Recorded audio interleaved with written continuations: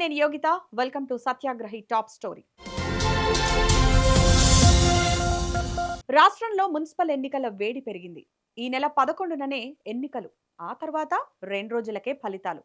పార్టీలు ప్రచారం చేసుకునేందుకు ఎక్కువ టైం కూడా దొరకలేదు. నామినేషన్లు, ప్రచారానికి జస్ట్ 7 రోజుల టైమే దొరికింది. మరి ఇంత షార్ట్ టైం ప్రచారం ఎవరికి ఉపయోగపడనుంది? ఎవరిని ప్రజలు ఆదరించనున్నారు అనేది ఇవాల్టి టాప్ స్టోరీలో డిస్కస్ చేద్దాం.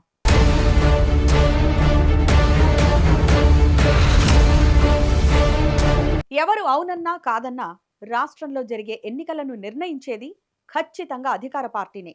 లోకల్ బాడీ ఎన్నికలకు సంబంధించి ప్రభుత్వాన్ని సంప్రదించిన తర్వాతనే రాష్ట్ర ఎన్నికల సంఘం స్కెడ్యూల్ ఫిక్స్ చేస్తుంది. 2 నెలల క్రితం రాష్ట్రంలో జరిగిన సర్పంచ్ ఎన్నికలు కానీ, ఇప్పుడు జరుగుతున్న మున్సిపల్ ఎన్నికలు కానీ, దీని స్కెడ్యూల్ అంతా ప్రభుత్వం అనుకున్న ప్రకారమే జరుగుతోంది. ఎవరు అధికారంలో ఉన్నా జరిగేదిదే. ఇందులో ఏ పార్టీని కానీ ప్రభుత్వాన్ని కానీ తప్పుపట్టే అవకాశం లేదు.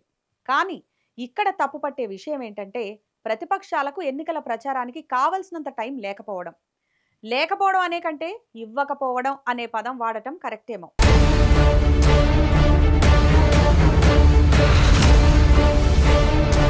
స్కెడ్యూల్ ఎప్పుడు రిలీజ్ చేయాలి, ఎన్నికలు ఎప్పుడు పెట్టాలి అనేది ప్రభుత్వం డిసైడ్ చేసి గ్రౌండ్ వర్క్ మొత్తం ప్రిపేర్ చేసుకుంది. ఫెయిర్గా ఆలోచిస్తే అలాంటి టైం ప్రతిపక్షాలకు కూడా ఇవ్వాలి కదా, కానీ ఇవ్వలేదు.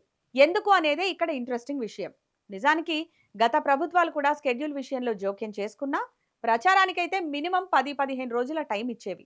అంతకంటే ముందు ఎన్నికలు ఎప్పుడు అనే హింట్ కూడా ఇచ్చేవి. ఇలా వారం రోజులే గడువు ఇవ్వడం అయితే ఇదే ఫస్ట్ టైం. మరి కాంగ్రెస్ ఎందుకు ఇలా చేసింది? You know why? చెప్తా. దాని గురించే ఇప్పుడు డీటెయిల్డ్గా మాట్లాడతా. నిజానికి ఈ విషయంపై ప్రజల్లో కూడా హాట్ డిస్కషనే నడుస్తోంది. కాంగ్రెస్ అధికారంలోకి వచ్చినప్పటి నుంచి ఇప్పటి వరకు ఏం చేసింది, ఎన్ని పథకాలు అమలు చేసింది, ఎవరెవరికి ఎంత లబ్ధి చేకూరింది అని గట్టిగానే చర్చించుకుంటున్నారంట ప్రజలు. బీఆర్ఎస్ ఇచ్చిన పథకాలతో కంపేర్ చేస్తే ప్రస్తుత కాంగ్రెస్ ప్రభుత్వం ఇస్తోంది చాలా చాలా తక్కువ అని కామన్ మ్యాన్ మధ్య టాపిక్ కామన్గా మారిందంటే పరిస్థితి ఎలా ఉందో అర్థం చేసుకోవచ్చు.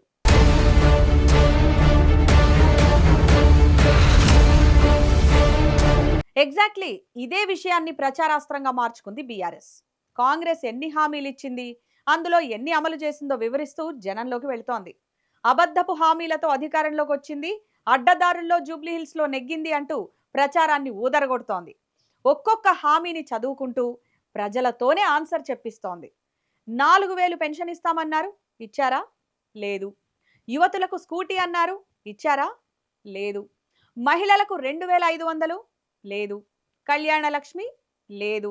తులం బంగారం సంగతి ఎత్తడానికి కూడా భయపడుతున్నారు అని తూరు పారపడుతున్నారు.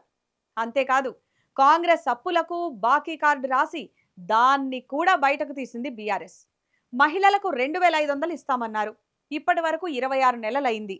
అంటే ఒక్కొక్కరికి 65,000 బాకీ ఉన్నారు. పెన్షన్ 1,00,000 రూపాయలు. పెళ్లైన వారందరికీ తులం బంగారం బాకీ ఉన్నారు.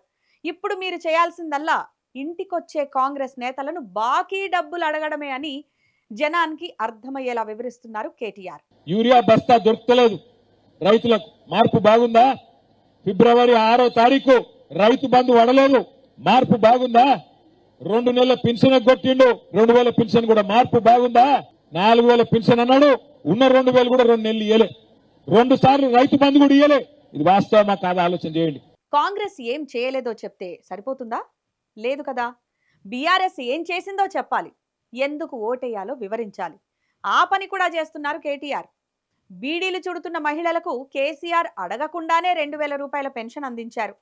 రాష్ట్రంలోని 4.5 లక్షల మందికి అమలు చేశారు. రాష్ట్రంలో 70 లక్షల మంది రైతులకు 11 సార్లు 73,000 కోట్ల రూపాయల రైతు బంధు వేసిన నాయకుడు కేసీఆర్. చెప్పినవి అమలు చేశాం, చెప్పనివి కూడా చేశాం. అందుకే కారు గుర్తుకు ఓటేయండి అని విజ్ఞప్తి చేశారు.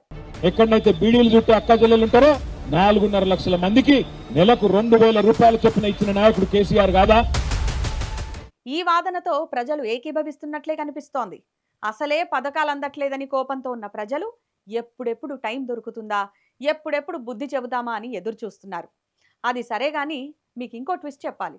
బీజేపీ నేత బండి సంజయ్ కూడా విస్తృతంగా ప్రచారం చేస్తున్నారు కదా. అక్కడే ఒక ఇంట్రెస్టింగ్ సీన్ కనిపించింది. ఆయన అభ్యర్థులతో ప్రమాణం చేయించారు. ఏమనో తెలుసా? మేం గెలిచినా పార్టీ మారం, బీజేపీలోనే కొనసాగుతామని అందరి ముందు ప్రమాణం చేయించారు. ఇదెక్కడి ట్విస్ట్? ఎప్పుడూ లేనిది ఇప్పుడెందుకు ఈ ప్రమాణం అని మీకు కూడా డౌట్ వచ్చిందా? అదే మరి కాంగ్రెస్ ఎఫెక్ట్ అంటే. గెలిచిన వాళ్ళని లాగేసుకుంటుంది కదా, ఆ భయమే ఇది. కాంగ్రెస్ తక్కువ స్థానాల్లో గెలిచినా ఇలా ఇతర పార్టీల నుంచి లాక్కొని మాదే పై చేయని చూపించుకుంటుంది అనేది వాళ్ళ భయం.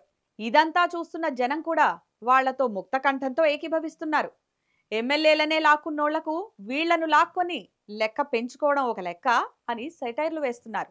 ఇప్పటికి జరిగిన నష్టం చాలు, ఇక ఆ పొరపాటు జరగనివ్వం అని ఢిల్లీకి కూడా అర్థమయ్యేలా చెప్తున్నారు.